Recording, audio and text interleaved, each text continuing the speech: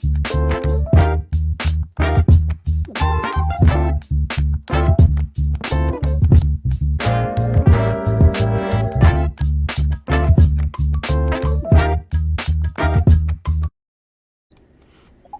afternoon, St. Louis, Missouri, Detroit, Michigan, Little Rock, Arkansas, Chicago, Illinois, Los Angeles, California, Eugene, Oregon, Jackson Hole, Wyoming, Memphis, Tennessee, Philadelphia, Pennsylvania, Houston, Texas, New York, Baltimore, Maryland, Phoenix, Arizona, Minneapolis, Minnesota, Washington, D.C., Selma, Alabama, also down in Sydney, Australia, and Kansas City, Missouri, home of the 3 times NFL Super Bowl champion Kansas City Chiefs. We're going to launch with some team coverage for a beautiful April the 13th, 2024. My name is Howard Porcher, host and creator, along with Elder Alden Lyles. How you doing, sir? Fine. And how's the family? Fine. And I know that choir director is this is the time when it's nice day for him to be outside, or he's inside. Oh, he's visiting somewhere else. Oh, okay. He's on tour. He's on a mission trip. Yes, they're on a mission trip. On a mission trip. And Brother Scott, how you doing, sir? I am too blessed to be distressed. Well, right now we are talking about that limited on the front. That's a good way to be. We will be joined very shortly by Mr. Chuck DeVoe III, and we are broadcasting live on Ferguson USA, HotTalkRadio.com, on Facebook, YouTube, Twitch, and Instagram. But we are Wilson Cherry, that's in North County, St. Louis County, and also North St. Louis City, and Orno, Missouri. We want to thank you for making lunch to be that Missouri Latino coverage for your Saturday afternoon since 2015. Every Saturday afternoon at 1 o'clock to 3 o'clock, you can be found on Ferguson USA, HotTalkRadio.com. Originally, now we can find us also on Facebook, YouTube, and also on Instagram. And also, you can be found every Saturday live, and every Sunday at 1, and also on Wednesdays at 1 o'clock. And we can be found on anywhere you get your podcast, Spotify. I mean, you name it, we are there. But now, having said that, we are blessed to have prayer with Elder Alden Lyles, who is the pastor of the Walnut Park Baptist Chapel Church that's located in North St. Louis at 5547 Linden Avenue, that's in North St. Louis, at 63120. Today's message, today's prayer, along with me from Elder Alden Lyles, who's the pastor of the Walnut Park Baptist Chapel Church, located at 5547 Linden Avenue, St. Louis. And also, the big outreaches. I get the word right, man. Elder Lyles, pastor of the Walnut Park Baptist Chapel Church, located at 5547 Linden Avenue. It's our next board here. And that's in North St. Louis at 6120. Elder Lyles, yes, sir. Go ahead. All yours. Let's bow our heads. Heavenly Father, we thank you for waking us up this morning. You didn't have to, but you did. We thank you for your wonderful gospel, how that Christ died for our sin, was buried, and rose again. By continue believing to the saving of the soul, continue to make heaven your home before you sleep and after you sleep. Heavenly Father, we know that you know what to do. We ask you to bless all the sick in the universe. And Heavenly Father, we thank you that you woke up everybody that woke up this morning. Some didn't wake up, some did. But whatever it is, Heavenly Father, you know what's best. And Heavenly Father, we just thank you for what you have done, what you're going to do, and what you're still doing. And that the gospel go forward and souls get saved before it's ever too late. In Jesus' most precious name, amen. Amen. That beautiful power prayer, Elder Lyles, that was very much needed. I swear, it's needed very much so. So anyway, that was a good prayer for us now, and we're sitting back, and now we can go relax, and let's go to school. What you got for us? Everybody get your pencils out. You read this and write it down as I go through it. Get your pencils out. This is a wonderful lesson here. The name of it is The Beginning with Man. Whoa. And this beginning with man, we're talking about Adam. The 5th chapter of Matthew, verse 48. Okay, Matthew 5:48. And it says this: Be ye therefore perfect, even as your Father which is in heaven is perfect. Now that right there is referring to Jesus Christ and Adam before he sinned. Mm-hmm. But after sin, it means mature, not that you can't sin. Perfect means mature, and not that you can't sin. It said the word implies full development and growth into maturity of godliness, not sinless perfection. See Ephesians 4:12-13. Go there. Okay.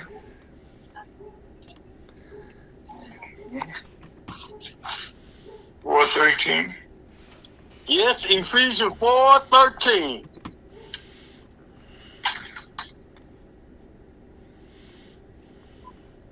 12 and 13. It says this: For the perfecting of the saints, for the work of the ministry, for the edifying of the body of Christ, till we all come in the unity of the faith and of the knowledge of the Son of God, unto a perfect man, unto measures of the stature of the fullness of Christ. It's time after you become born again. Mm-hmm. Now, in this passage, the Father kindness is not his sinlessness, is the point in question. Now look at Luke. Go to Luke. Go to Brother Luke. Mm-hmm. The 6th chapter, Brother Luke. Brother Luke 6th chapter. Verse 35 and verse 36. It says this: But love ye your enemies, and do good, and lend hoping for nothing again. And your reward should be great, and ye should be the children of the highest. For he is kind unto the unthankful and to the evil. Be ye therefore merciful, as your Father also is merciful. Now, go to Genesis 1:27. Okay. Going to the beginning of the Bible.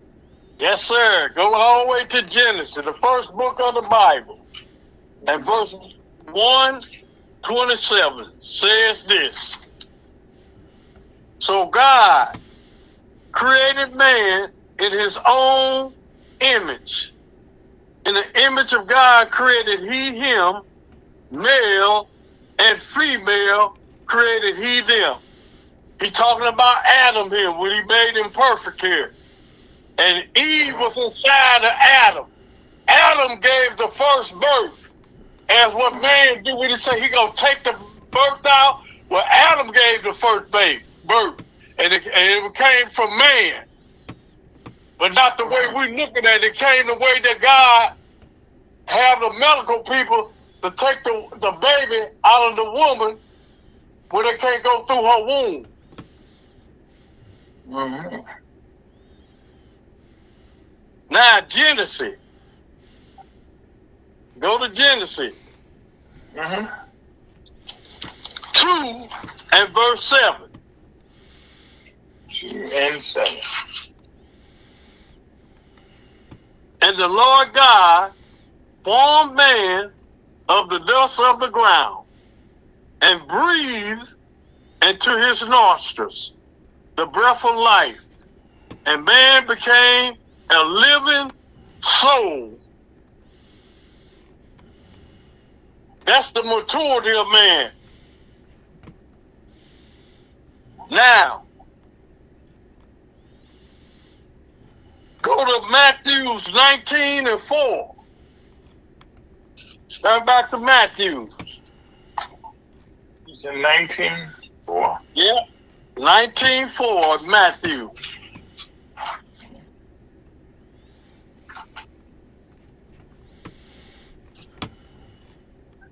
And verse 4 said, and he answered and said unto them, have ye not read that he which made them at the beginning made them male and female? Now go to Mark 10, verse 6. But from the beginning of the creation, God made them male and female.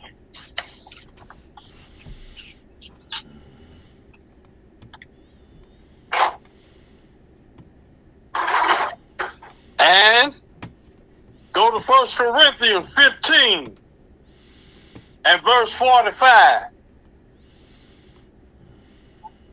1 Corinthians 15 chapter, which is the gospel chapter for the saved know that they saved, and the unsaved how to be saved. I believe in the death, burial, and resurrection of Jesus Christ. You pass from death into life before you sleep and after you sleep. And the 45th verse says this, and so it is written, the first man, Adam, was made a living soul. The last Adam was made a quickening spirit. None other than our Lord Jesus Christ is a quickening spirit. God is a spirit. And Christ is a spirit. And the Holy Spirit is a spirit.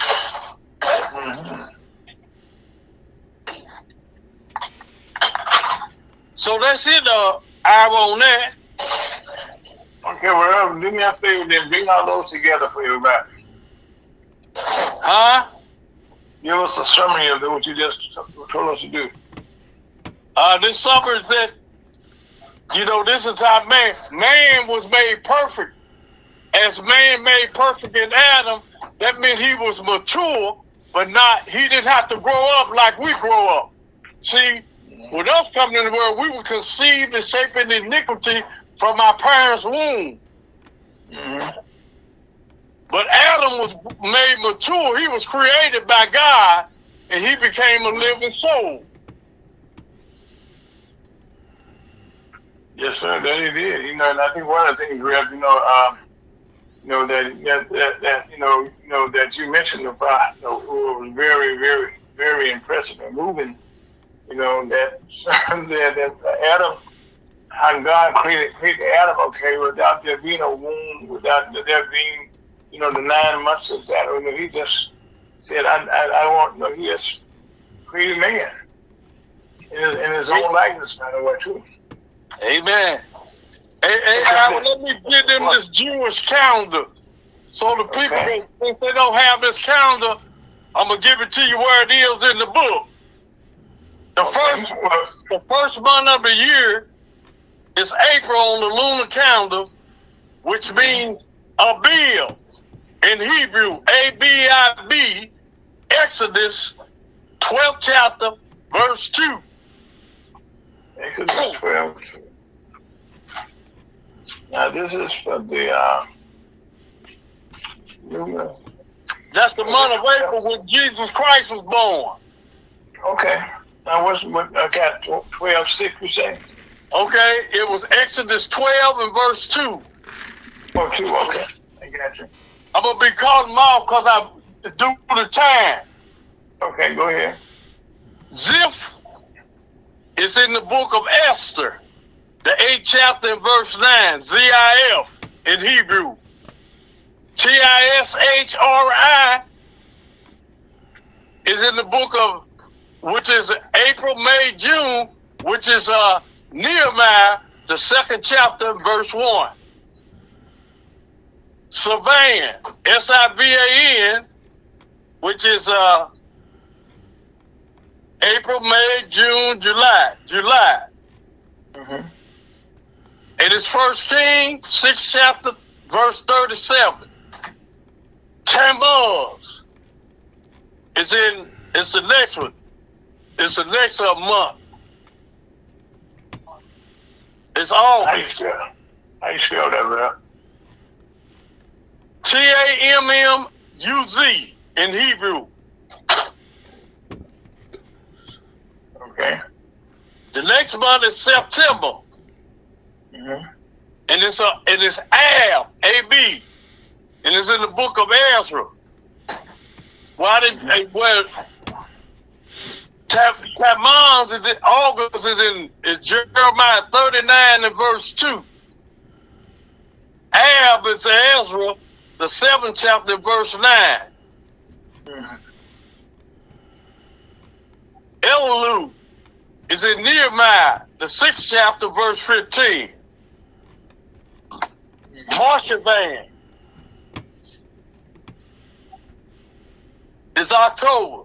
So that'd be April, May, June, July, August, September, October. Mm-hmm. And that's 1 Kings 6th chapter, verse 38. After that is November, which is in Hebrew is Chisleu, Nehemiah 1:1. And December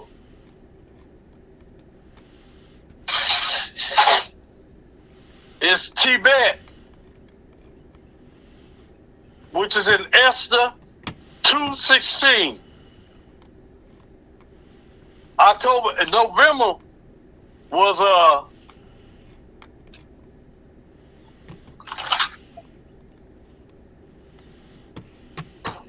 November.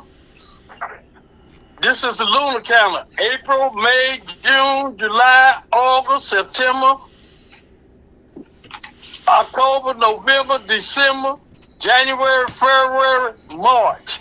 That's the lunar calendar. And Shebet is Zechariah, the 1st chapter and verse 7. And Ada, which is the last month of the year, which is March, is Ezra 6:15. Mm. So that's the lunar calendar. And that's Okay, what we Rev, study the Bible by, the lunar calendar. Rev, I tell you what we'll do, okay? I know that you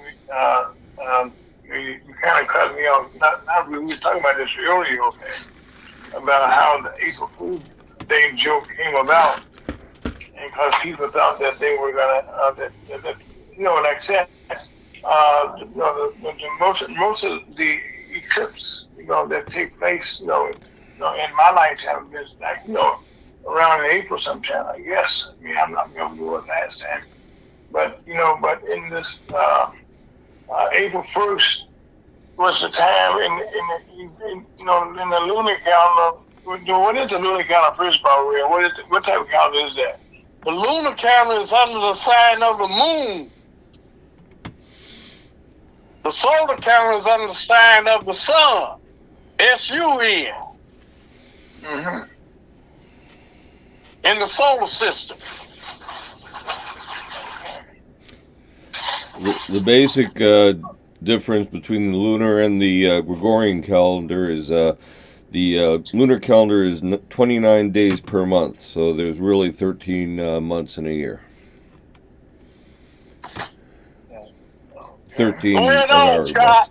What's that? I said, go ahead on. Tell it. That's all I got, brother. That's all I got. Well, I will tell you, gentlemen, I'm being enlightened as I'm always am when I every Saturday we have our programs. But I tell you what, though, we got to come back later on. We have more time to actually discuss, these calendars and how significant they are, in our lives, and we kind of don't understand it. Because we've been now. What calendar is the one that we use here in America? What calendar? Ours is the Gregorian calendar. Okay. And by the way, the calendar, as Rev said, started in April, but we started in January. And when it changed, I think in 732 AD, a lot of people thought that April 1st was still the beginning of the year, so they were considered April Fools. There you go. Now, Scott, you can reaction that you got to get on this one, okay? There you go. Yeah. I know, because you really, I just never could understand myself. Why is April Fool though? How did that just come up all of a sudden on the first of the month and people pay jokes on people? Well, that's what I said, because a lot of people thought that April 1st was the first of the year, when that year it wasn't. Right. Learn something every day, Jim.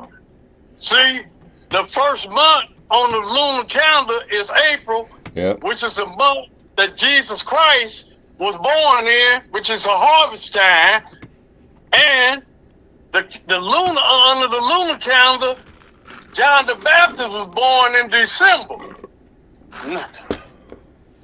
And they got Jesus Christ born in December on the solar calendar, which is a 3-month difference, which makes it 12 months of the year. But he was born in the first month. Jesus is the first of everything. Well, gentlemen, thank you so much for the education thing. I said we will come back later, sometime before the year is out, and have an in-depth discussion on this one. Because I gotta admit, okay, I'm familiar with the calendars, okay, but Scott kind of put it in there. I guess the thing there is 29 days, excuse me, per month. And so I know in some months we got 28 days, which is February. And then actually sometime before years it's 29, and then some days that we got 31 days, and some days we got 30 days. But Ira, on the lunar calendar, that's what one of the Jewish people, and they had 28 days in the month. Mm-hmm. Well, it's based on the moon phases. 14 days they did something. So it made it 28 days a month on the lunar calendar. Okay. I got all this wrote down on different things. I'm just that's what I said. We got to come back, okay? And then everybody get a piece of paper, okay? And then we're gonna do this so we all can not be confused. But don't worry about that, people. You listen to Ferguson USA, HotTalkRadio.com. I can assure you this will be straightened out such a way you would understand it. Then there's Elder Lyles. That's Scott Owens. My name is Ira, folks. You listen to Ferguson USA, HotTalkRadio.com. We also can hear it on Facebook, YouTube, Twitch, and Instagram. I know Scott. Take us out of here.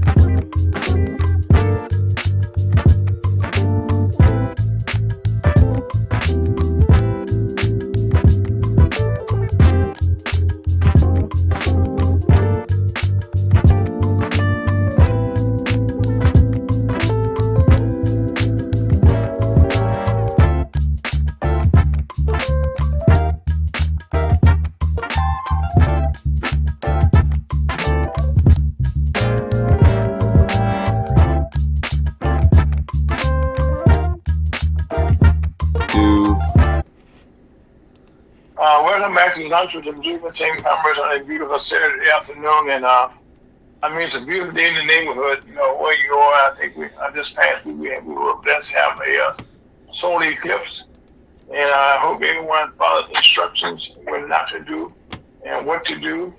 And I do know that in my backyard, I went out. You know, I didn't look up. I just enjoyed, the comments that came about. As as was covered, the sun was being covered. But the thing that amazes me, okay, was the birds in the trees got confused, Scott, about what time of day it was. Yepper. They were like you thought when they were wide awake, going crazy. Okay, but anyway, they ever said that people not aware. Like I said, if you've been somewhat stressed or confused, for your information, April is Stress Awareness Month. And it was created to be attention to the negative impact of stress management. Managing stress is an essential component of a healthy lifestyle. Knowing how to manage stress can improve mental and physical well-being as well as minimizing, exacerbation of health issues. The one thing that works the best for you in stress is praying, reading the Bible. It's very helpful. Church attendance may be caused by mental health stress, according to the New York University professor Jonathan Hayes. So right now, that's the thing that works best for me. I know for you also read, get the Bible, settle down, as you say, count to 10, and de-stress yourself. And also, we're going to be a little history today here. This week, in 1864, the United States Senate passed the 13th Amendment to the United States Constitution, 38-6, and that abolished slavery. That was in April 1864, and then the next year the House of Representatives passed the slavery bill. In 1865, the amendment ratified and adopted in December 1865, and then all this is when slavery, was blacks, people of color, were no longer slaves, and that's why we started then fighting for us to get our rights back. And so also along the way, the government was very helpful. But one of the things that's important was one of the most important jobs that people always have had is the postal system. Originally, it was called the railway mail service, but they adopted a policy under Woodrow Wilson cabinet, and they gradually integrated whites and blacks into the system, and gradually, okay, this was done slowly but surely in all government jobs, agencies. That's just not jobs; they call it agencies.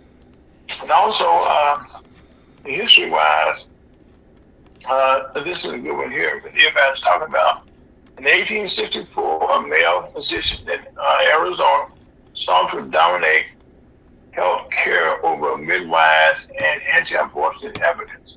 I was born delivered by a midwife myself in Louisiana. And so the anti-abortion advocates felt threatened, and then the doctors felt threatened by immigrants across to destroy it. That's not changed. The Civil War era, which the Arizona State Supreme Court just ruled in 2024 to enforce this ban on abortion that was come about in 1864 on nearly all abortions, created chaos and confusion across the whole state on Wednesday. Now, Republican lawmakers at the state capitol blocked efforts this past week to undo the ban, prompting angry cheers from the Democrats. Decision and secret backlash has exposed the divisions of Arizona Republicans over their support for abortion restriction, and it highlighted how abortion has become a political vulnerability for Republicans since the overthrow of the Roe v. Wade 2 years ago.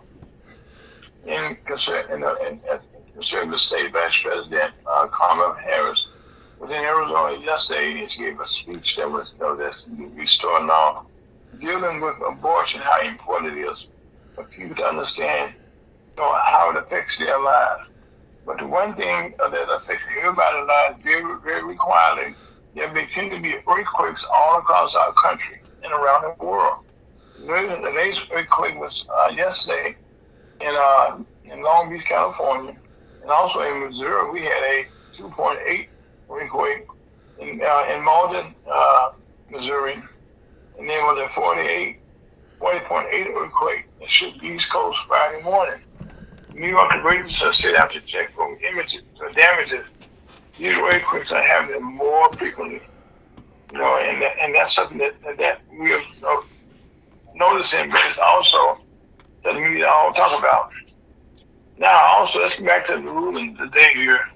On Friday, the United States, no, that's not true. The House Representative Speaker Mike Johnson visited former President Donald Trump at his Mar-a-Lago state, where they are now pitching new legislation to crack down on non-citizen voting.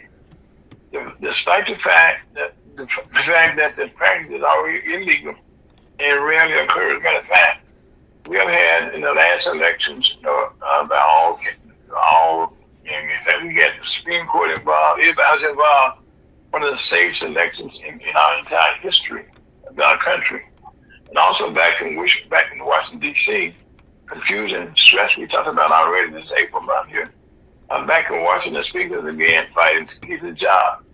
And they need to pass a bill dealing with aid from Ukraine and relief, which will probably get support from the Democrats.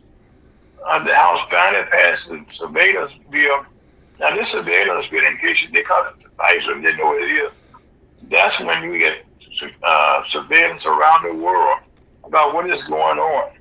And right now, we're experiencing, as we had this conversation over in Houston right now, Houston, for people unaware, Houston struck over in Iran, just recently, and it took out one of their government buildings. Well, Iran promised a retaliation, and guess what? Here we are right now, about to have a retaliation. And it says that this attack from Iran is deemed to be intimate, as Europe is bracing for a worst case scenario that the United States could minimize, could materialize within hours. And for people that keeping the word, this morning, President Biden returned to the White House, and there are now rockets going back and forth between Jordan. And now, this is interesting. Hezbollah is one of the creations of Iran. And so now, as this is going on, the United States invests out more battleships into the sea there to protect. Now, keep in mind, the water there is right off the Gaza and also there in the sea. But Jordan and all these other countries in Iran are landlocked. And so that's where the United States are having these ships moving to position here, but they got to fly from the ocean to where they want to be at, to hit the right place. So that's why right now a lot is going on while we have these conversations on the radio today. So again, I ask you to please be mindful of what is going on. Scott and I were talking about this a little while ago. There are wars, rumors of wars, all day long. All day long. And this is like reading the Bible. There were rumors of wars, and right now we have rumors of wars. And this is continuing to build up. In matter of fact, on the more positive side, in our country for the young people, two things took place this week. Now, one thing that was very important, Scott, we had Mr. Joe Adams on a couple of months, well, not this year, but last year, had him come back. And one of the loopholes that President Biden just kind of did on executive order was passed executive order saying that now when the people sell guns from their homes or from the gun shows, they have to be registered. We were told by Mr. Adams, people, that's how guns get into the streets.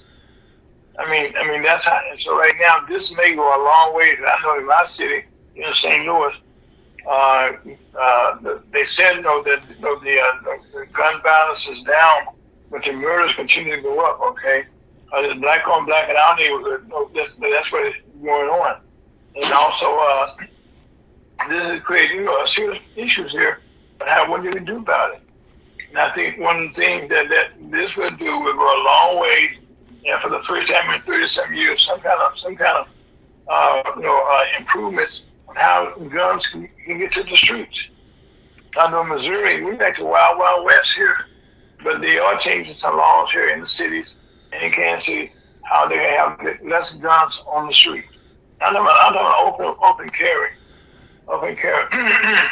Now, this is something, again, that's come back to Missouri again. President Joe Biden just wiped out another $7.4 billion in student loan debt. Now, this is a lot important because people who got in debt 30 to 20 years ago in college, it may have been like $60,000 then, but that money is almost double what they owe nowadays, and they're still paying it.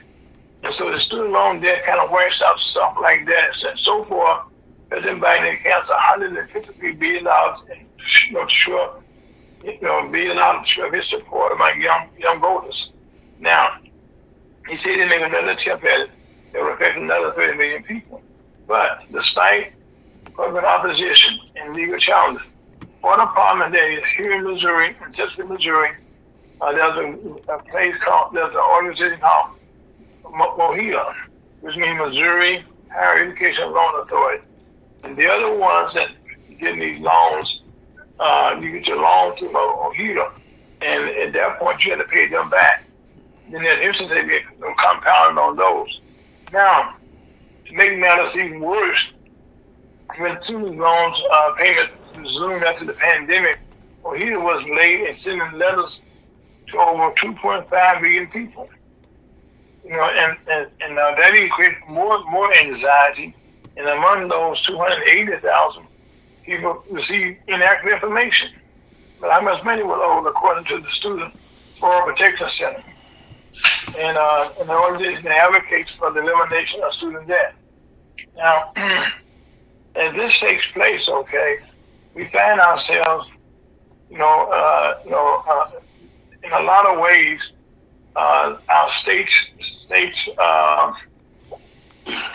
I say here in Missouri, you have to go to our state legislature, but right now, people, there's a history lesson. We're looking at as we going now into the election season, and right now for presidential election is taking off. Now, there's one small problem that the media right now is being dominated by former President Donald Trump, where we're about to have some trials taking place in New York City. And on Monday, former President Donald Trump will be in court. He's the first former president to face a criminal trial. Manhattan District Attorney Alvin Bragg has found 34 felony counts of falsifying business records in order to hide a $130 million payment to adult film star Stormy Daniels. Now, the jury selection began at the Manhattan Criminal Center very shortly. That's tomorrow, on Monday. And so now in this trial, there's going to be a determination about these two women and how the money, again, was, and by the way, these are the word, this all took place prior to President Trump being elected president. And this was back during the time where we had the bus tapes where anybody grabbing women's neck and stuff like that. And at the time, his wife was frustrated, and he was had sex with excuse me, my voice here. He had sex with these two nice looking ladies. To be honest with you, Miss Stormy Daniels. She's a porno superstar, in the movies and stuff. And there's another lady. But anyway, you're gonna find out in the next week or so. A couple of years ago, I said on our airwaves that you're going to learn a whole lot about the political system in our country. Well, we have learned a whole lot now about how the House of Representatives works, how the Supreme Court works, how the Senate works, and also now how the executive branch works. And now we're seeing now in our own eyes, about to see now how our judicial system works. And by that I mean we have trials going on, and it's so important right now about this trial with Mr. Braggs that's taking place, because even if President Trump becomes president, he cannot, if he's convicted, he cannot pardon his own self. This is a state case. It's just like we have in the case of down in Georgia, where we had so much uproar about Miss Willis, about Miss Willis, Fannie Willis, being able to prosecute Donald Trump and the people that were down there on trying to get the votes, to turn the election. And by the way, this was the court, 60 some judges, courts, agreed it was a clean election. And now, while this is going on, people, the lawyers that were involved in this scheme, for lack of a better description, are now in the process of losing their law license. Most recently, the gentleman that was in California that came up with the idea, he's right now fighting to keep his license. Mayor Giuliani right now has been suspended with his license, and there'll be more people right now losing their license. And these are all talking about in an election, okay? That again, that was very chaotic from the start when Mr. Trump got in, and then he ends. So right now, I would say, as we get our guests coming up very shortly here, that this is going to be an interesting time of year in your life to watch how the first time in our history in America, our president be going on trial, former president. Now, here in St. Louis, I'm happy to say that things are starting to change in several ways. Now, downtown area, which we had a lot of crime, started right now to get better. In spite of what you read in the Wall Street Journal, the more newspapers. This past week, downtown St. Louis, we had our soccer team playing at the same time. We had our football team, the Bellhouse playing at the same time. We also had the St. Louis Blues playing, and there was no killing, period. Okay. Only thing that took place that was noticed was a young kid got on the wrong subway, on the wrong light rail, and the door closed, but they found him right away.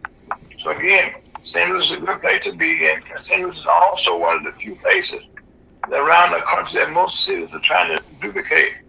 In St. Louis, we are blessed to have all of our major sports stadiums in the downtown area. Now, in the downtown area, that's like the football stadium, basketball stadium, the soccer stadium, and also the hockey stadium, and the baseball are all located in the inner city. In addition to that, we also have a Temple Gardens. We also have the St. Louis Zoo. And also, we have the Gateway Arch. So, in spite of all the bad news, St. Louis is positioned now, like most cities, going through a wave where things are about to change. When no changes took place, I said this week, President Biden put a key in the gun sales. The gun sales have to be licensed now. They sell them at gun shows. They mean getting guns off the street. Then I'm saying, happy to say, unfortunately, I'm not happy to say, but carjacking and murders continue to increase here in the city of St. Louis. But on that note, you listen to Ferguson, USA, HotTalkRadio.com. My name is Ira, folks. That's Scott. That's Ray. I'll be right back with our very special guest, Scott. Take us out of here.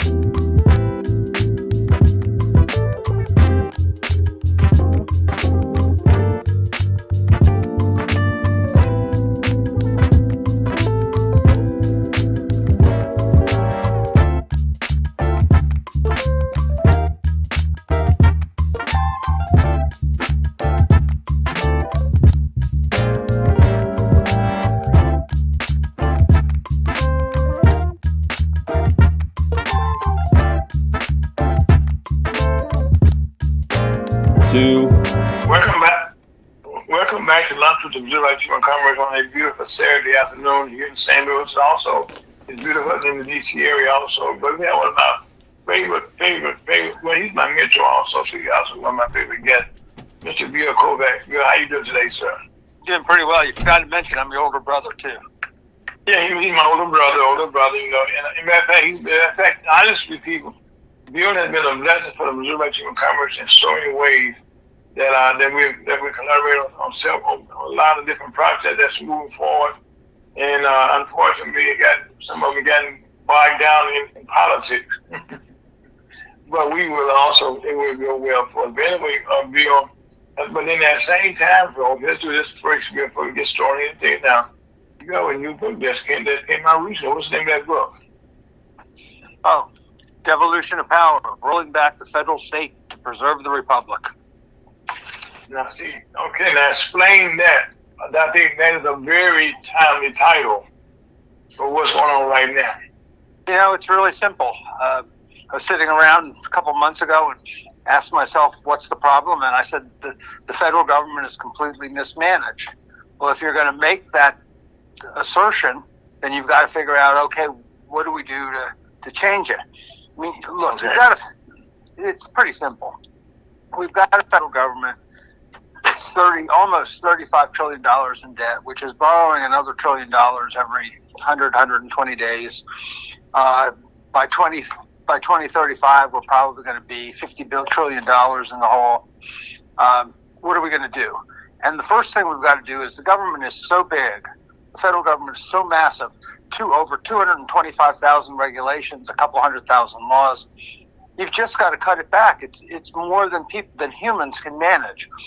And why don't we go back?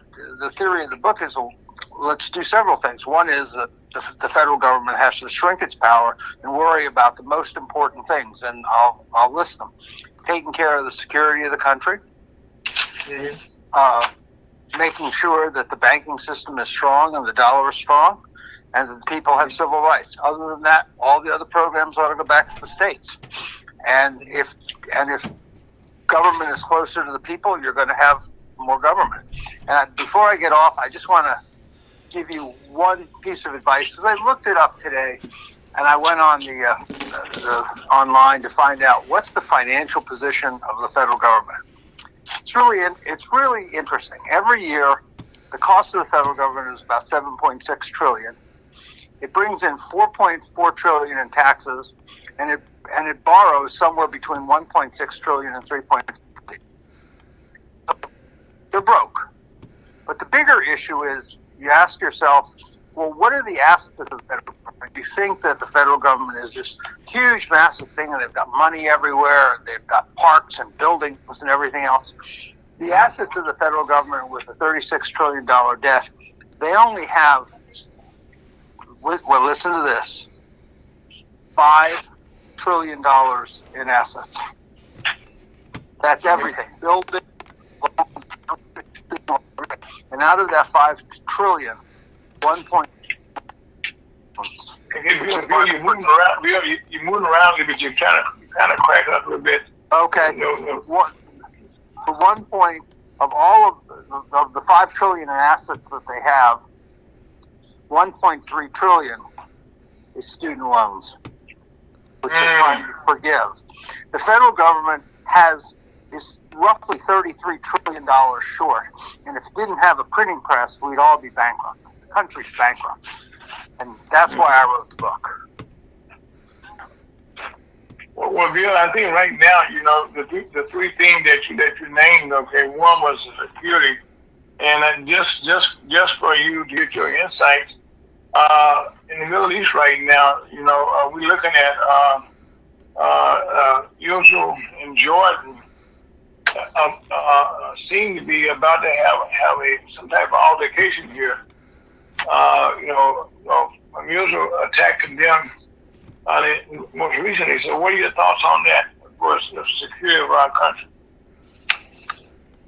Well, the security of our country, I think, is pretty poor right now. I mean, look, you can go back almost to the Vietnam War. We screwed up about every single security policy decision that we can possibly screw up.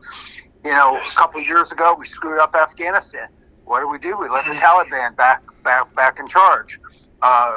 We've never really done anything in the Middle East other than worry about getting oil out of the Middle East. And so I guess I look at the position.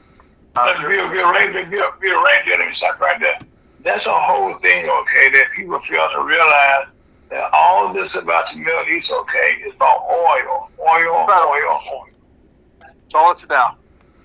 Other than that, if they didn't have oil, nobody would care who they were, where they were, or anything else. No. But go ahead. No, I think the bigger thing is, look, we screwed up Afghanistan. We let a spy balloon fly over the country for 12 days and never did anything. We were all we spent $1.5 trillion every year on security. They didn't even know that Hamas was going to attack Israel. I mean, we're like the Keystone Cops when it comes to security. I mean, they don't believe that they don't believe we need it, or the people who run security are not really on our side. But for whatever the reason is, the country is not secure. And I'm just going to go down the list a little bit. The Chinese now have a larger navy than we do. We spend over $1 trillion, well over $1 trillion a year on defense, and another $1.5 trillion on the spy network. That's $2.5 trillion somewhere that we're spending. We have a smaller navy than the Chinese. We're running out of ammunition. We've drained our petroleum reserve. I'm not sure who's running this government anymore. I mean, and I'm not talking about Biden or Trump. I'm talking about the people who are running the agencies. We seem to be in a state where we're completely incapable of doing anything right. Mm-hmm. Bill, and just to add to that, so that a few minutes ago I was talking about the House representative, didn't want to pass, the spy bill, for lack of a better description, okay, and that to me, okay, that shouldn't even have to been discussed. That should have been like everybody should have been in favor of that. They want to make sure that we're being protected, like you just said. Nobody seemed to know. And right now, you fight about funding that. That's just, to me, that blows my mind every time we have a conversation. Well, that's security 101. The fight over the spy bill is a little bit different than security. The problem is the spy bill has been used by the spies in the U.S. to spy on the American people. They've been spying on the American people forever. They spied on Martin Luther King. They spied on Bobby Kennedy. They spied on John. I mean, we can go over. You can't spy on the American people. Yeah, but that's the problem. And so that was what the fight was over. Is they wanted to put limitations. Now, unfortunately, they didn't do it, and they passed it out. So our government will still spy on people. Yeah, well, I know. I've been spied on before. I mean, I think that's the thing that people know, that our government, okay, is so dysfunctional in so many different ways, and I think that's one thing that you're saying here. Am I right? Yes. Okay, in a roundabout way, that we have a dysfunctional government. If there isn't a CEO in this entire country who would run a business like these guys run the government, there isn't an officer in any corporation that would run the corporation like the government runs. Mm-hmm. Why can't these guys just get up in the morning, or girls or whoever? Why can't they just get up in the morning, go to work, and do their job? If they don't have the money to pay for something, then they either figure out how to finance it other than printing money, or they don't fund it. But at some point in time, and part of the book, and I just want to raise a chapter in the book. It's called Unjust Laws.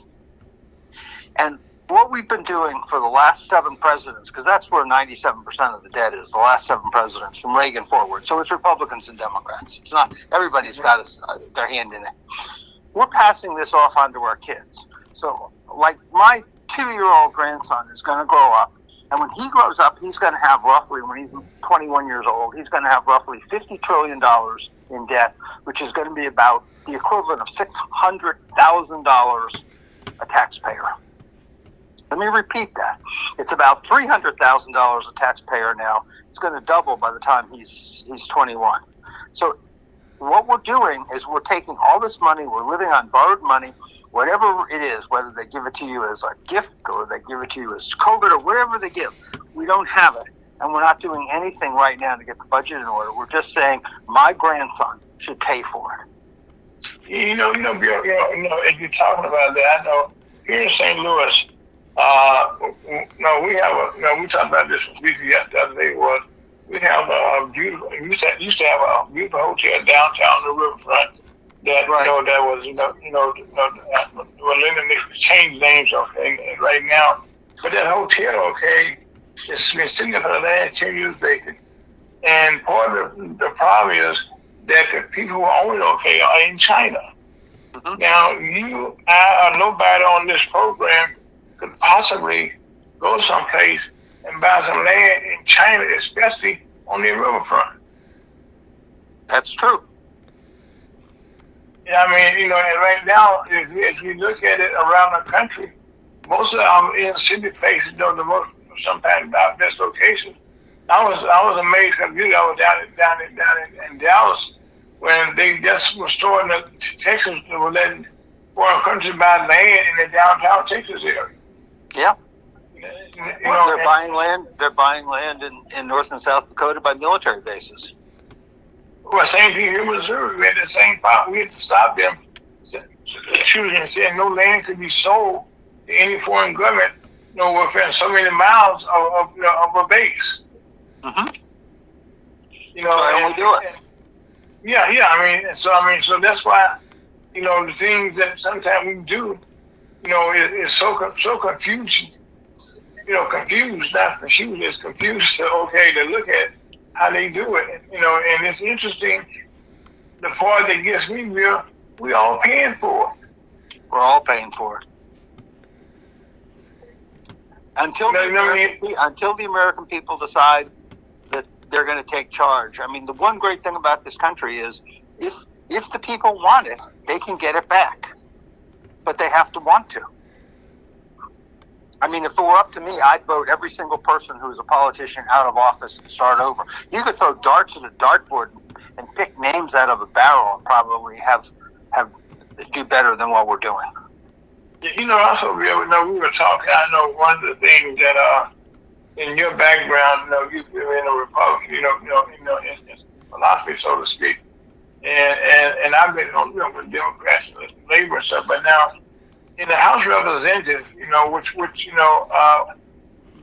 kind of bewilders me that the Republicans finally got control. Not finally, they got control of the House of Representatives. They want to get control of it, and since they got control of it, Bill, this has been the least productive House of Representatives in history. And right now, for the first time in my life, because my life, big brother, you ain't started putting this, you're older than me, big brother, okay, that I'm watching, key Republicans who got in key positions in power. So people understand whoever has who had the difference in the vote, who's in charge had the most votes. And right now, the Republicans are there, but they have chairmanships of the committees. And that's one of the best things if I want to get chairman of a committee. But right now, you got a very young man that stepped down as chairman of this committee, and he wants to get out so badly, and he hates the party so much, in my personal opinion, that he calculated how that when he leaves, they're going to have a special election, to fill this seat and be vacant the rest of the year. Congressman Gallagher really screwed the Republican Party. But they all, I mean, look, McCarthy left early, Gallagher's leaving early, Buck's leaving early. I mean, these guys are going in there, they get elected as Republicans, they've had the support of Republicans, and they're going in and screwing the Republican Party. I just don't, I mean, it's unheard of. Yeah, and I said, and I just don't understand Martin Taylor Greene, constantly saying that she want to be called a speaker, and and even just the other day, the speaker went down to Florida, and him and President Trump, that's how to go for life. President Trump, they want to go out and make sure that we are not, that the people who are voting, our voting system is secure. Let me find out my notes right here. Right. And that, it makes no sense, okay? Because right now there is no foreigner who can vote. To do that, you can become a citizen. Okay, you got to go through a whole process before you can become a citizen. Right. And I've seen the whole process where a printer man, who been able to do the swearing in, and it's not an easy thing to do. No. Go ahead. I'm sorry. Yeah, and I'm saying it's not an easy thing to do. Okay, and so now I just don't understand why we had a big press conference. And by the way, Mr. Johnson is one vote away, okay, from losing the chairmanship. And that affects all the Republicans who lose their chairmanships by their committees. Yes, you're right. And I think that's the thing that's not being said. Our government, that's the thing not being said in the debate. That if he loses, okay, every Republican will give up their chairmanship. And also, one of the prime teams in politics, as you know better than most people do, they give up their office space. In the Capitol building, there's only so much space that they have in the building.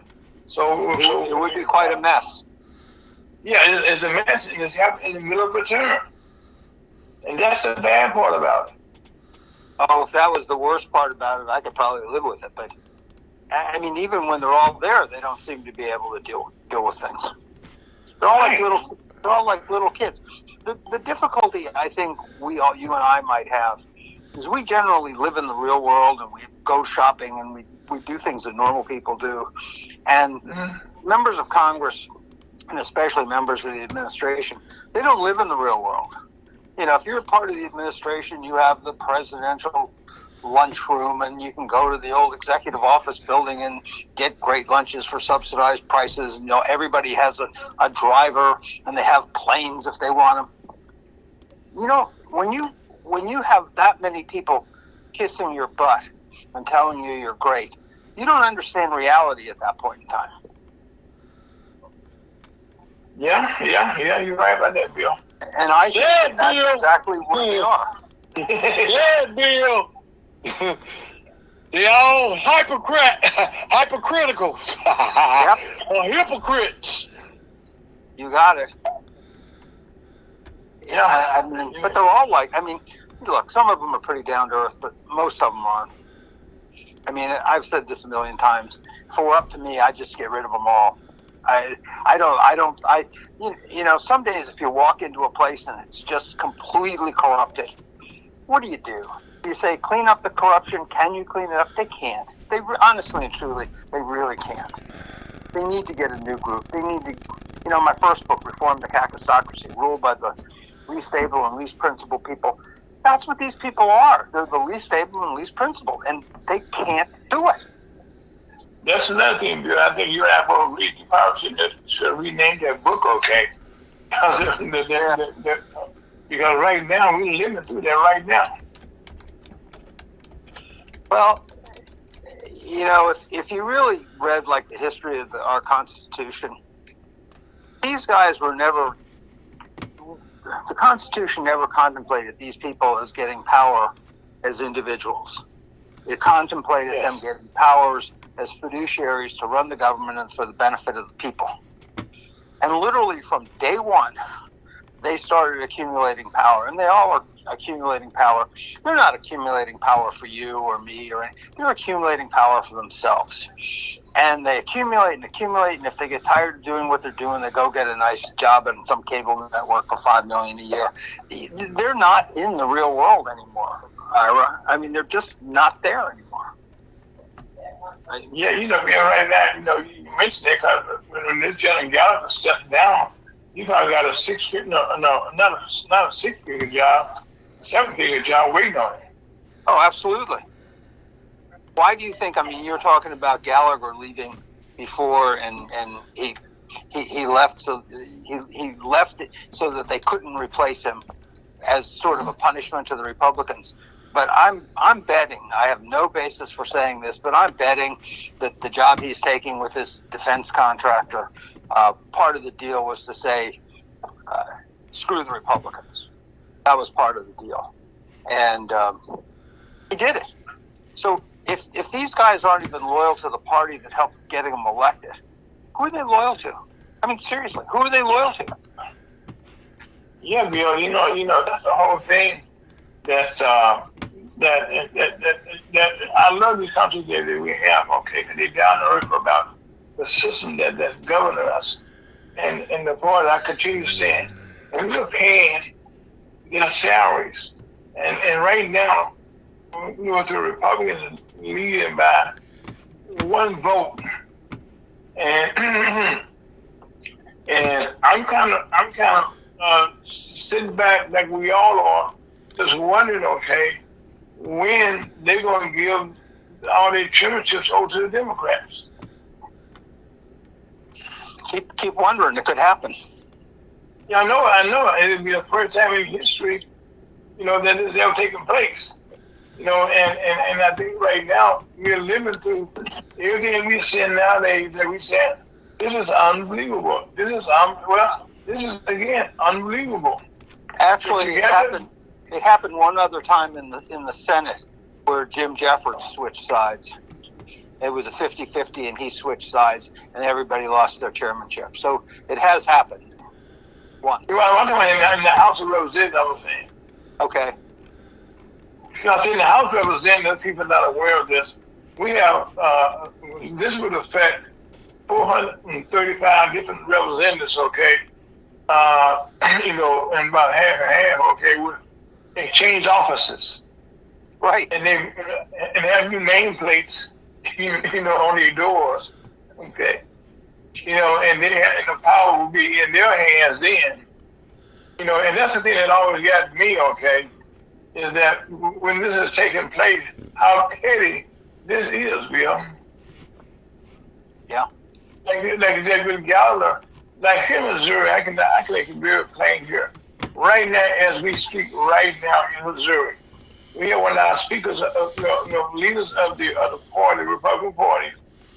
He's I think I want to say for the House of Representatives, and he was going to run for governor. He was running for governor, and there was his stepping stone because they've been terminated out. He got to get a better job. Well, he tried to get a contract, and now he's been investigated.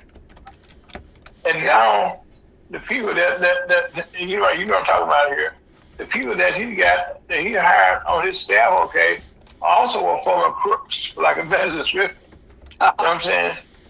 I mean, really, this is something you write a book about, okay? You should look at. Write a book about this. And even Bill, the thing that we're talking about right now with the student loans, that all coming back to Missouri with the student debts.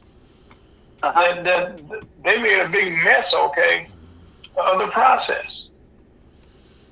And now, okay, we got our Attorney General suing now, what Biden is doing, because nobody should, this is something, Bill. A person had a $60,000 loan and they graduated, okay, and they still paying that loan 20-something years later. Yeah. Where in reality does that take place?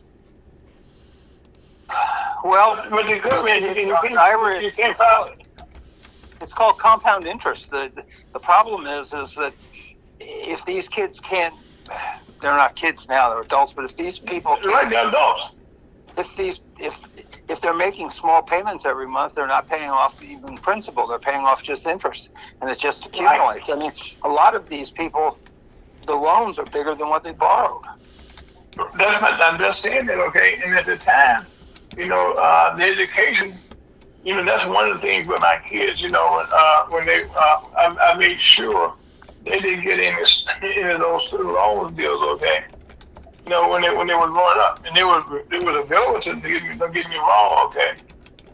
But I made sure, I said, we're not going to do that. Right. And now they find themselves, decent jobs. Okay, they have money, and not have to be bogged down with the student loan. In the town, they thought Daddy was crazy. They thought Daddy was crazy in that town. What do you mean? I said, no. You don't want to. No, that's not good. You know what I'm saying? Well, the difficulty with all these student loans is the more money the federal government puts in, and this is another one of my pet peeves. The more money the federal government puts in loans, the more the school tuition goes up because the schools are saying, well, they've got more money, we're just going to take it.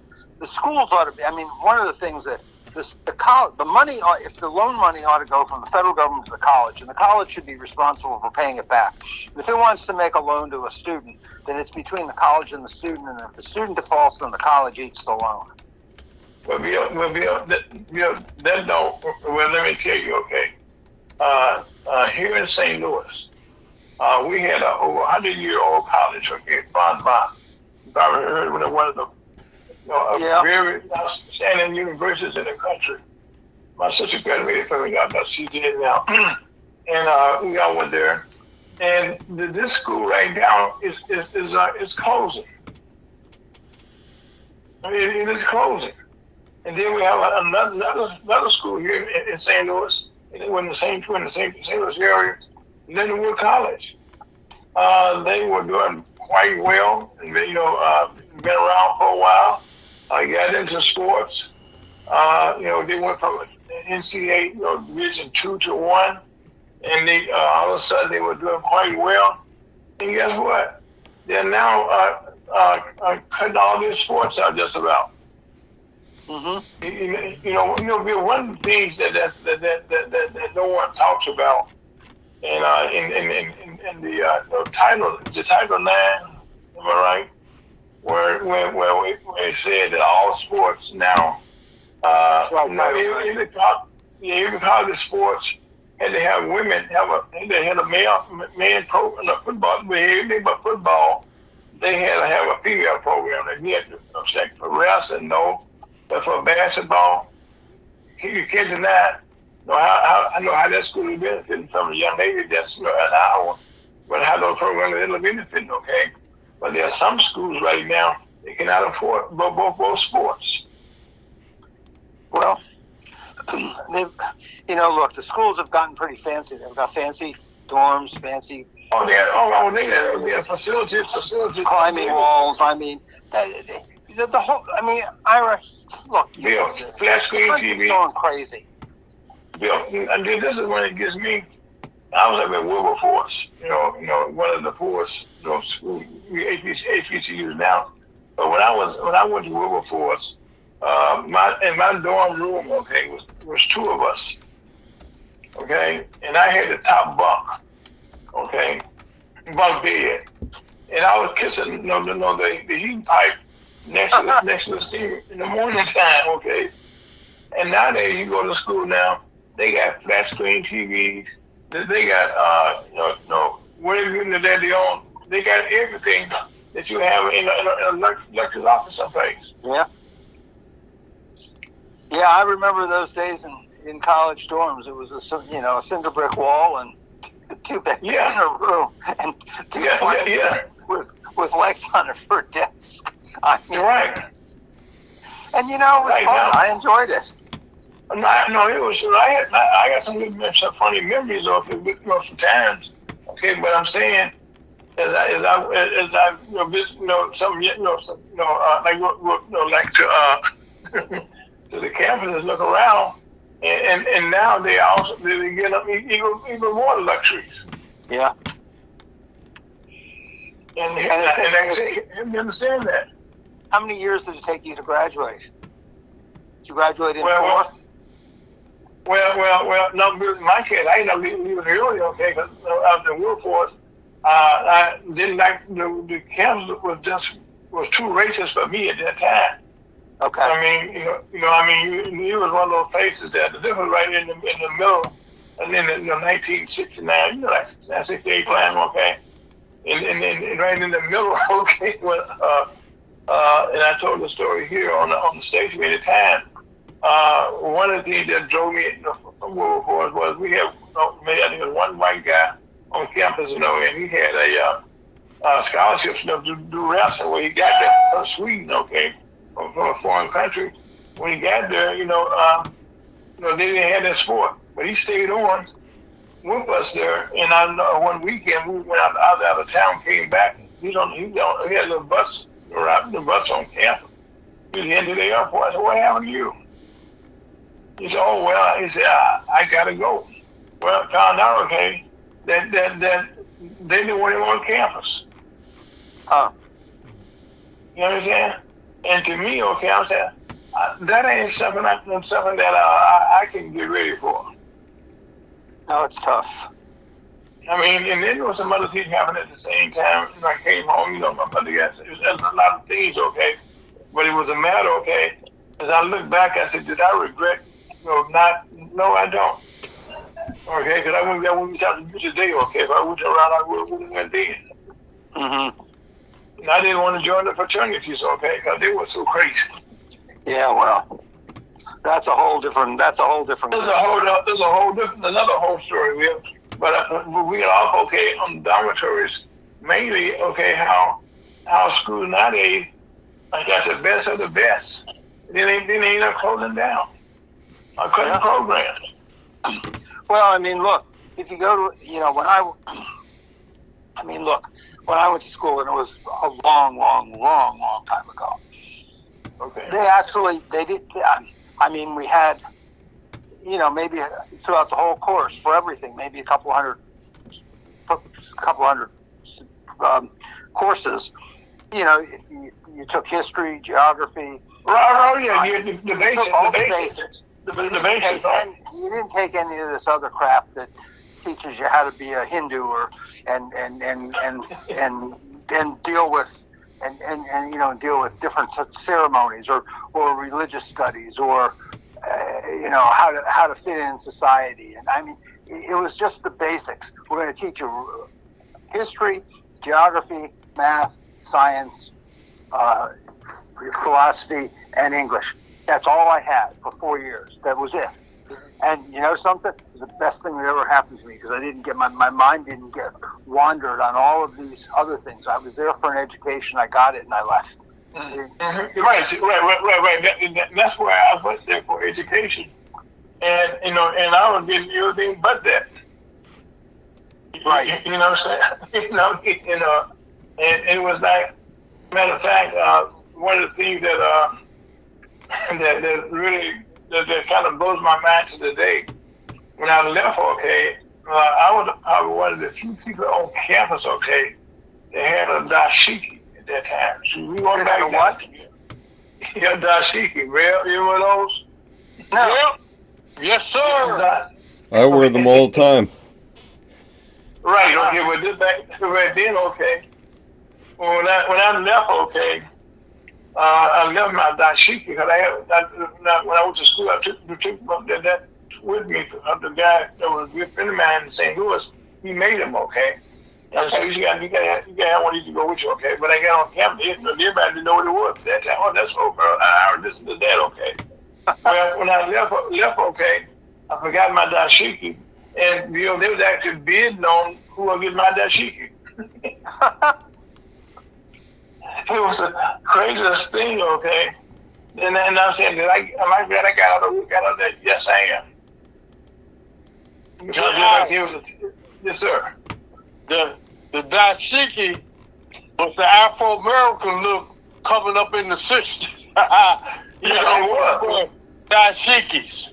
Yeah. We just had flare bottom pan, big bell bottom pan, all kind of stuff. But they didn't know what was what. They just said anything come out. St. Louis get the last trend of everything. Well, considering I've never had much hair. I don't have to worry about the shikis. And also I had an afro. I mean, but we really, and Bill, one of the things I was just reading something the other day. That the SAT, they had certain tests, okay, that you would be trained on, educated on, that like how to write. So that's one thing that I took very, at school. I know we all took. I took pride And that in the every school we had this some this little posters on the bulletin on the chalkboard how to write this in cursive. You write there and not to print. Well, nowadays, Bill, you get most places your schools taking out cursive altogether. And I couldn't figure out why. Okay, well, most recently I was going into for one of my therapists, one of the hospitals and stuff, and the lady said, "Just put an X there. Put an X there." You know what I mean? She's a young lady, okay. You know what I'm saying? Well, no, but I'm saying this is the generation, Bill, that didn't understand. They took cursive out of the schools. Yeah, it's amazing how dumbed down it was. But speaking of cursive, I went to for grade school. I went to Catholic school, and all of my teachers were nuns, and they all walked and you had to go. You had to write on the blackboard in cursive, and they sat there with one of those yardsticks. You know, remember those? I know about those too. And if you weren't doing it right, they smacked your hands. I mean, all these nuns in jail today if they did that. But that was one of the things. That was one of the things my father, I mentioned, when I was in school, I was in Catholic school. He showed up in Catholic right before my father died, and I remember telling my father, I said, I can't get, that this not working, Daddy. He said, what's wrong? I said, these nuns, and I don't know which one is which, okay, they got together your stick, they just beat you. and they all look alike, okay, yeah. But one thing for sure that they went to the class, okay, how to smack you on your hand. Yeah. They were a tough crew, but they did teach. Yeah. So, they did teach. You got to ask yourself if that's what you're going there for. Then they did. Right. Yeah, but it's. Aaron, you call them the children of the devil, the apostate teachers.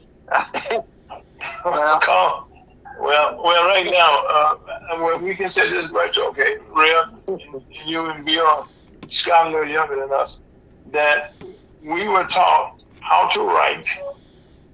We were taught not to use a computer, not to use a calculator, that you couldn't use those. But I was thinking, not when I got out of school or came home early, I went to a technical school, Bill, and I was taking a drafting, okay? And they did not allow you to have a calculator. Right. Right. You do the old-fashioned way with the yardstick. With the rules and all this stuff. Well, nowadays, that's something all banned. You can't use that stuff no more. I remember my sister, you had a little kiss they gave you. And I remember my sister, when my sister went to wash you, in draft and stuff, and I gave my case very proudly, right? Well, nowadays, what a case looks like, what it's for. See, Aaron, it is. Hey, Aaron? Yes, sir. That's when the automation started coming in then. Because that's the stage we're in now, is automation. Your computer. Yeah. Automation, we were just coming apart, and half of them didn't know how to use the automation. That's why they didn't want you to know. That could be true, Rev. I was saying the same thing. That could be true, okay.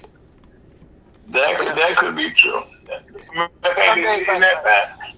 Some days I tell my kids what it was like when I was growing up, and they think I'm like from Mars or someplace. They really don't believe the world was like it, right? The way I describe it. I mean, the family had one old car, and we were happy to have one old car. Right. If you had a car. Then we had little local stores where you went to buy your food and your meat and stuff, and we didn't have Giants and Safeways and Costco's and whatever. Oh no. And it's just incredible. We had, if I wanted popcorn, the popcorn guy came once a week and stayed down in the corner with his little cart and pop popcorn. I mean, they can't believe that it was like this. Bill, you know, it was like one of the things, okay, that that they had Woodworks, I think it was at the time, was where you could go in. That was my first job I got. Was a Woodworks. My wanted me to have a job. You said Woolworths? Yeah, Woodworks, I think it was. Sure. You remember those? They don't have to be gone now. Oh, they were great. But Bill, I raised the question. Okay, I'm in Bishop, Mississippi. Okay, by the way, I had this discussion, but that's where I went to school in Bishop, Mississippi. So up until my freshman year, and so I went to school. So when I got my little job at Woolworks, the first thing I did when I went there, so the job, put your brush, broom down the aisle. That's all I had to do. The floors. And so the first thing I did, when everybody left out the store, I told the service on here. First thing I did, Bill, we went to the water fountain. Now on the wall, okay, this said color and white. And what I wanted to do, Bill, was taste the white water to see if it was different than the colored water. That's amazing. Yeah. I mean, but even now, but I'm saying that's how even down south now, Bill. We have places now that still take place at. They still get color in Georgia. Really? Yes. Lord. So I was telling my daughter. I thought so. I was telling my daughter about it, and she was telling me about that. And this is a place, and she sent me some pictures of it. No, she wasn't gonna send me pictures of that. I said, no, I don't. That's something I want to forget about. Of course, you do realize now that at least in the northern part, at least where I live, Washington and North, you don't have water fountains anymore. You're not allowed to even drink. Oh no. Matter of fact, those came out the wall. Now they got no water fountain. Some places, where just stand alone as one water fountain. Right. And I just could imagine how much money they spent putting in two water fountains, okay, to the same water pipe.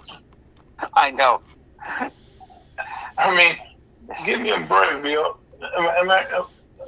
People, are we crazy today? We talking about, because this is the conversation about how things were and how things are. And now people are trying to go back to where things were, but they felt it was a better time than we have now. Well, we're pretty lucky today. I mean, even the poor people have what I would call the basics. They have food and they have television sets. Yes. I think I'm going to say I was 9 years old by the time we got our first television. Yeah, my mom got one, okay, and matter of fact, my auntie got one around the corner, then my uncle got one, and everybody will come over to your house, okay? That's what I always remember. We went over to my Aunt May's house and watched her. She had, this is when I was little, but she had one of those really tiny TVs. They were just... Right, black and white. And everybody it was, the whole house was filled. Everybody was watching television. Right. Right. I know, Bill, to go beyond that, okay, my uncle had got, Uncle Monty raised me, okay? But my uncle had got a record player, and we could play album. My first album I actually bought it, my entire life. All my little gang we put together our money, okay, and we bought the Beatles album. Okay. And we got it on the record player. My uncle always have Red Fox and Mom Maywillie P like that. And some gospel albums, but those were the times that life was pure, and we didn't have, and that's okay. Never did I ever have my auntie, my mother, Noah. Did I ever ask them? Did they ask me what did I want for dinner? Dinner was dinner. When you got home, dinner was dinner. You ate it. In those days, you were just really glad that somebody made dinner for you. Right, yeah, then we had dinner, okay, you know, and But, I but, know that, but think about where your mother went. She went to a really small store probably and bought right, around the corner, whatever she could. Mhm. And that's everybody, you know, whether you, I mean, I remember the street that I lived on, you know, I'm going to say about at the other end of the block was one of the richer people in our neighborhood. He was the vice president at the Bethlehem Steel, which was a big company at the time. But people with low income and but nobody had really high income in those days. But the wealth difference was great, but everybody lived in the same neighborhood. And it was, you know, those little stores, okay, is what got me almost not coming to being alive because my grandfather, it was in Delta, Louisiana, and he's a Frenchman, and my grandmother was Indian, and so my father, yeah, so my grandfather, an American Indian, I assume. yeah, Okay. yeah, and this meeting at the meat market there in town, the only meat market in town in Delta, Louisiana, okay. And so when the white women would come in, he had them get in line, okay. No, like who's next? Who's next? Who's next? Who's next? And so the white women got mad and told their husbands about. Said, well, I go over I'm sure the store over there. You know, I gotta get behind them niggas to the French, okay. You know, and they didn't like that. Now, could you imagine my grandfather, who's surrounded by most blacks? You know, he goes home, okay, black people, okay, that he's gonna do something different, okay, to my grandmother, to her friends, okay, you know, let somebody get in front of them, and so he didn't change his policy, and the Ku Klux Klan bill came out there to lynch him. Wow. They tried to do it twice. And that's why I say, you know, I tell people all the time, you know, the Klan chased my family. You know, and they were unsuccessful. All because, like we just said, little small meat market in a small town at this time. You know, and my grandfather just happened to be the meat man. Wow. That's quite a story. But it's the truth. No, I'm sure. Look, we had some troubled times in those days, and thank God we've gotten by a lot of it. We can laugh about it. We can laugh, yeah. It's only. Go ahead. Okay, that's about this is strange, but let's get back to our dysfunctional times now that we find ourselves in. But in those days, things actually worked. Okay, things did function at that time. And our politicians in those days, okay, as I recall, they were more accessible to us. And I know, and you know, when I help people get elected, even to being a governor in Missouri here, and you know, even to a congressman, I was the person that got them elected. And the one thing that's amazing to me, Bill, the moment they get sworn in, they're a whole different person. Yep. And once they raise their hand and take that oath, Bill, they're not the same. Yep. And you said, like Chuck was saying, it's in the Kool-Aid. It is. Well, I think I told you this story before. When I was practicing law, one of my clients was at that time a former congressman, and he had a lot of problems, and he ended up going to jail, which frankly he should have. But one night I was having dinner with him after he got out of prison, and I asked him, I said, "Why did you do it? He was stealing money, basically." And he said, "Well, Bill, what you don't really understand is that when you're a member of Congress, everything in your life is good. Your kids all get scholarships to the best schools. You get the best deal on a car. You're always involved in the partnerships. Whatever you want, your contractors do your housework for free. Whatever you want, it just happens. And after a while, you just think whatever you do has got to be right, and everybody's going to do something for you. And he said, I just kept on doing what I was doing and never thought about it. And I went to jail. Well, you know, that happened right here in St. Louis a couple of years ago. In the black community, we had an ex-president, one of our aldermen, Louis Reed, and another gentleman, Mr. Boyd. They all took some favors, okay, on camera, and they all went to jail. And I knew them, most of them, very well. But I do recall, I just said, I remember when before they were aldermen or whatever they were, okay, they changed the attitude desperately bad, okay, because they thought people were supposed to kiss the golden ring or something. Yep. So you know what, Aaron? Hey, Aaron. Yes, sir. You know why they got locked up? Come on, Red. Because they were set up. And they were set up. They were set up to pictures of them because they had too much going on right for them, and they was getting nonchalant instead of doing what they supposed to do. They didn't do it. They got to sleeping. When you go to sleep, you get your head cut off. Okay, Red. All right, Red. And that's the truth. You're not looking. You don't have your eyes on the prize.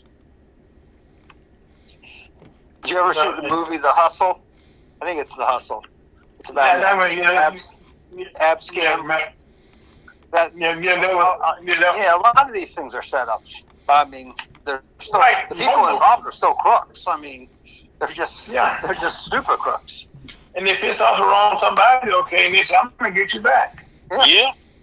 And this is Satan's system. From the president on down. You got it, Rev. Yeah, I mean, they said you just hit it on the head. They feel that they're royalty. You know, and that's the thing that's really, is like I said, it's the attitude adjustment that takes place. Yeah, I mean, I think you said it right when you said when they get sworn in, they're just different people. I mean, right now, the tragedy of the whole elected, everybody who's elected, is that they really work for the people who help, who give them the big bucks, and everybody else is irrelevant. I mean, we're all just commodities to these people. Mm-hmm. So we are. I give this once every couple of years. Well, I give you a good example here. In our congressional seat right now, we have a young lady by the name of Cori Bush. Now, what Cori Bush did, okay, when she was running to become a congresswoman, she came up with one that came up with the slogan, "Defund the police department." And that became a slogan, okay, for the Republicans. I know and Democrats lost greatly here because I remember some of our Democrats were ahead in the polls, I mean, from the governor on down. And when she came up with defund the police, okay, she got elected, okay, but the Democrats are still right now trying to fight and get around fund the police. Now, I said this, she got elected office, okay, and right now, she's been scrutinized because for her own security right now. And she has security guards where she goes in D.C. And when she goes, she has a security guard. And then she has all, okay, you know, to marry the guy that was a security guard, private security. Yeah, one of them was her boyfriend, wasn't he? Yeah, it was her boyfriend, okay, then she decided to marry him. Well, that was sort of stupid, wasn't it? Yeah, come on now. This is our congresswoman. No, and I can't defend her. You know, you got to sort of laugh at it a little bit because it's really tragic. I mean, it's tragic. These people get the opportunity of a lifetime to do something positive, and they don't do it. I don't. No. I'll never understand that. I mean, it's like right now. Hey, Bill. Here's the point, right? You know why they get like that? Because there's no good thing that dwells in the flesh. That's true. Probably. Yeah. I mean, which is one of the reasons why I wrote Devolution of Power, the book, because we've really got to make government smaller so people can react to it and interact with it.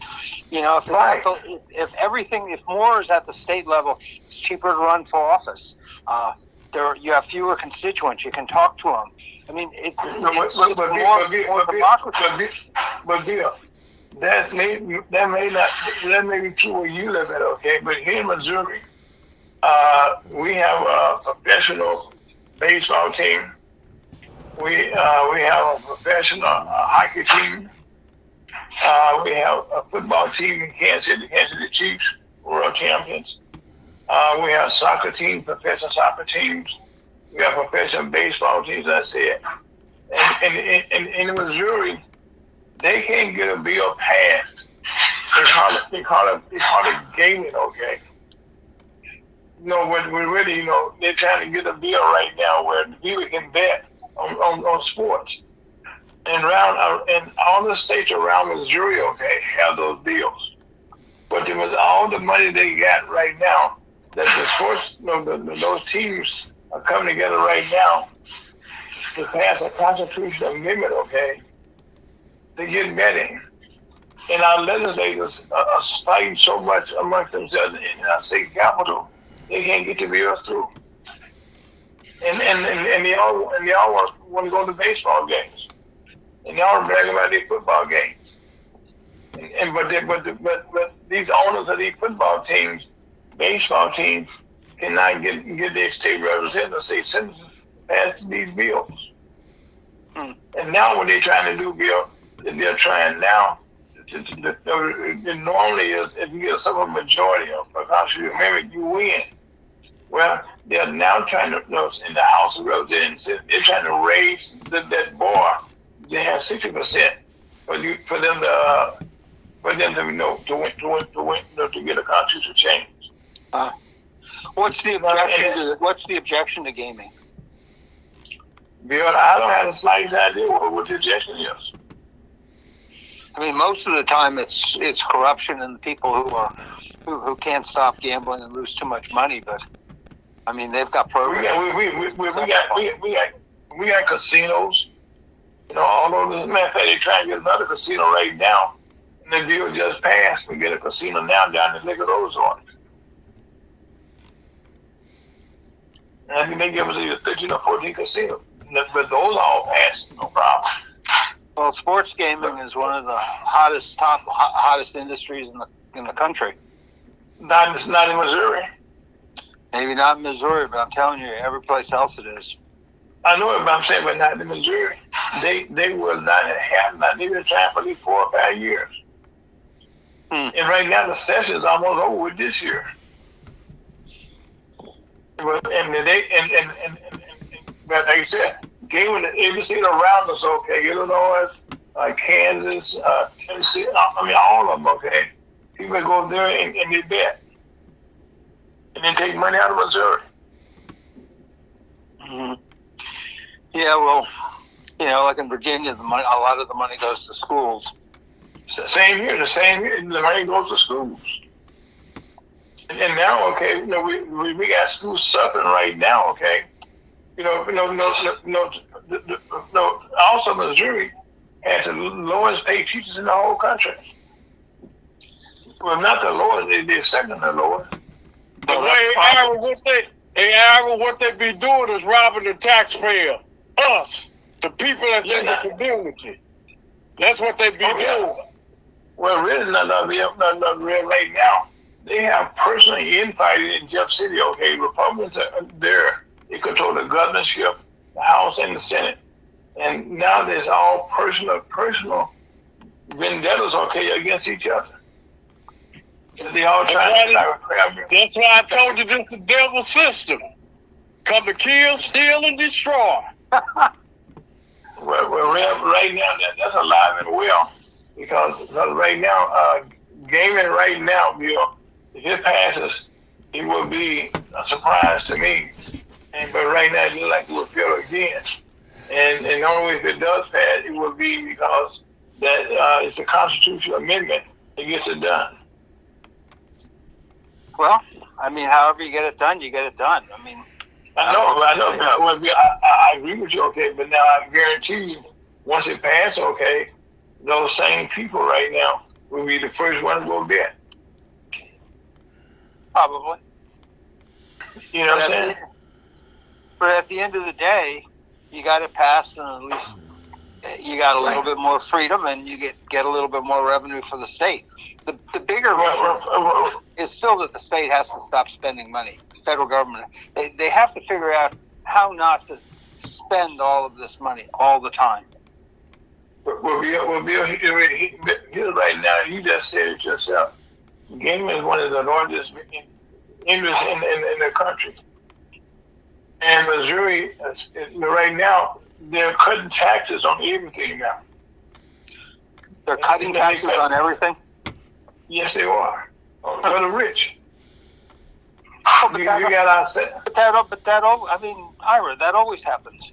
When they talk about tax reform, it's always tax reform for the rich. It's not tax reform for you. I know it, Bill, but right now, you got these billionaire football and team owners and baseball team where everybody going to participate, go to games, and which everybody participates in. It's baseball, football. You got all type of betting right now, even here in Missouri. Not going to get over there. The sports teams right now, the players right now, they're making money before they get to college. I mean, before they get to the pros. I mean, because they got this, they can be sponsored this, sponsor that. But then it's an NIL, when they can get, matter of fact, we just got a new basketball coach here in university this week. And already there's an article yesterday's paper, today's paper, saying that the portal that they have where teams, the players can come to different teams now, but they can get them better deals. Okay. Yeah, that's pretty common right now. Yeah, like the young lady in the basketball right now from LSU, she made over $1 million while she's in college. Like Deion Sanders' son riding around in Lamborghini. I mean, Rolls Royce. If they're good enough players and they've got a good enough reputation, why shouldn't they make some money? Oh no, I would firmly agree with that. That the team, the players should be compensated. The coaches making millions of dollars a year. Look, my daughter played Division I lacrosse, and I can tell you that anyone who plays a sport with the amount of time and effort and practice that they put in, they deserve more than they get. So if they Thank you very much. Thank you very much, Bill. If they can get something for their image, go for it. I mean, thank you, Bill. I agree. I think sports myself, and I was back in those days, okay, when they wasn't doing when it wasn't, you could hardly get nothing. Oh, you couldn't get anything, really. And probably when you were in school, they didn't even have scholarships for a lot of these kids. They just played because they loved the game. They also didn't have paper. Yeah. We can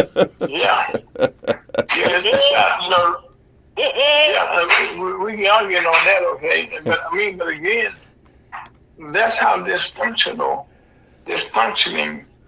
Now, I can't. This is the dysfunctional. That's how it's still happening right now.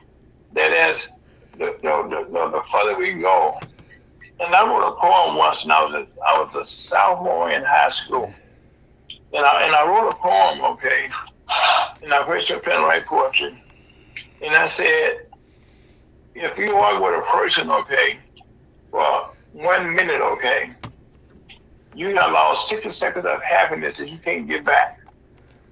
And so right now, as we talk about all this dysfunctional stuff that's going on in our lives, okay, I even had a job that I created for myself in the city where I took complaints. People call and complain. And it's like the richest man in Babylon. they complain, okay, but sometimes that's all it is, okay. They want to tell somebody their story and their problem. They forget about it. They want to put it on somebody else. Mm-hmm. They want to say, Bill, I need this, I need that, and and that's what the representative is supposed to do for you when you're like we got an HATAP bill. This happened recently. Not in HATAP, but it's a neighboring city there where they had a young mayor, and she was upset because the people want to tell her what they want her to do, and she felt it was the other way around. Yeah. Because he was not said not started to correct her, but I just sit back and said, this is not. I want to see how this is going to work out. Because I know at the end of the day, okay, how it should work out. Well, that's how it should work out. But it doesn't work out that way. You know that. So And I can see why Gallagher is leaving the House of Representatives, okay, the Republican, because he doesn't want he's going to be associated with the stupidity.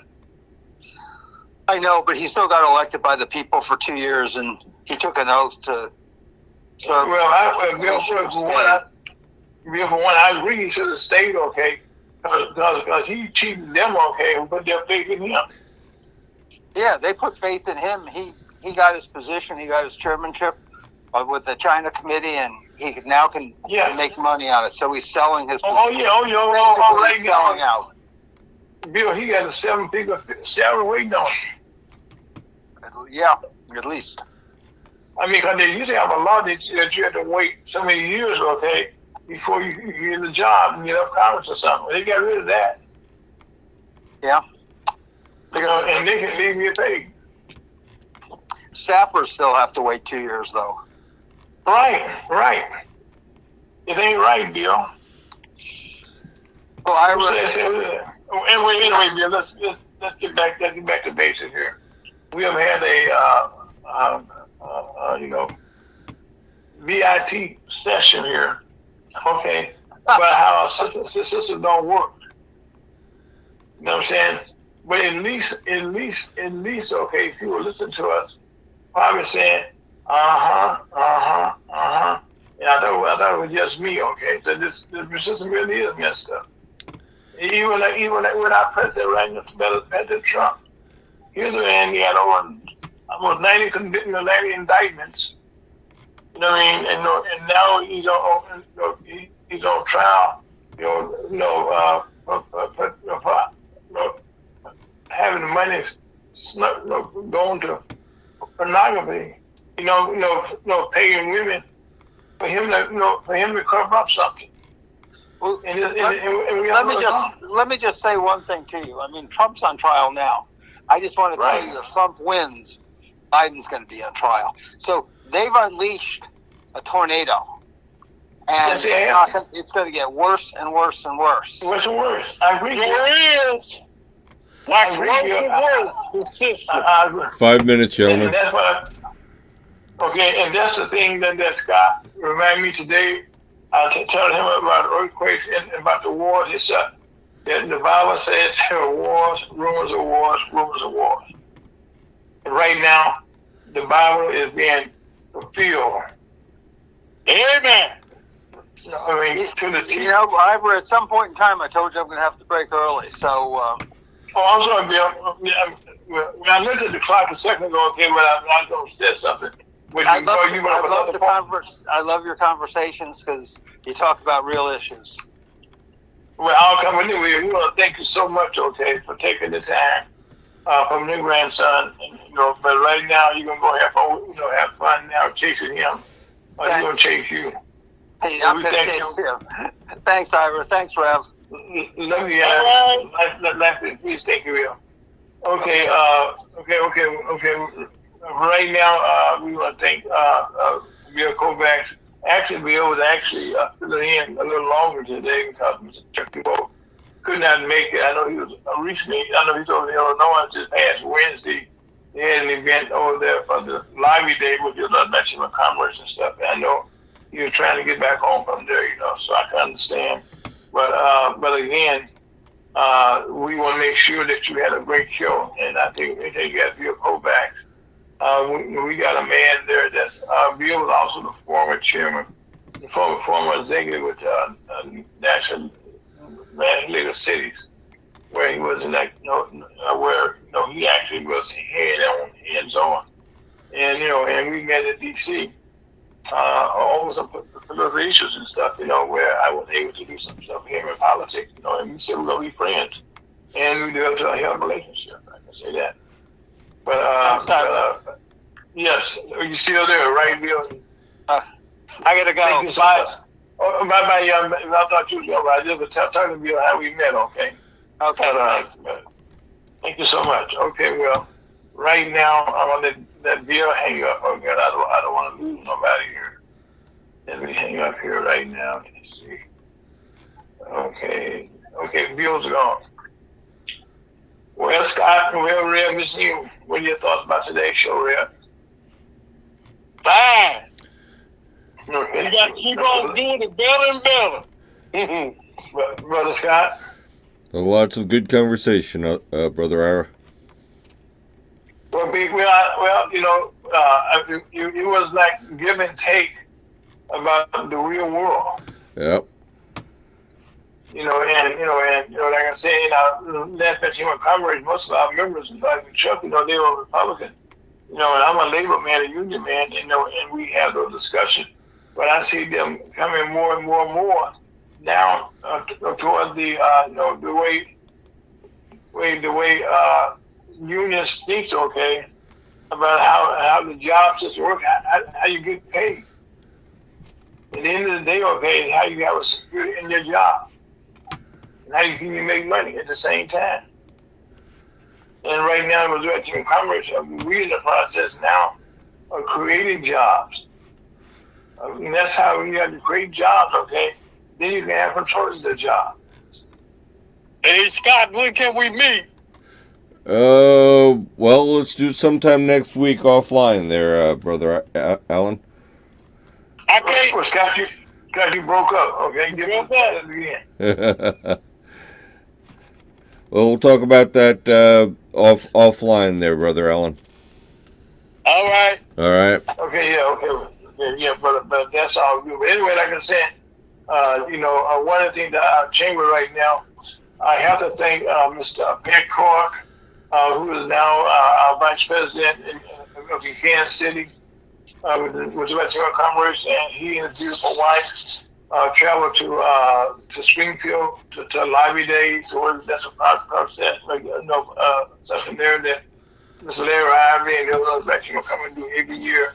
And we're trying to put together our Lobby Day people here in Missouri. And so they got a chance to actually see him. His son came over also to participate, and he had a great time. And so we want to thank him, his beautiful wife, and his son for taking their time and going to Springfield. And matter of fact, the state capitol there is, I've been to that many, many times, and I will tell you this, that Lobby Days where you get a chance to talk to your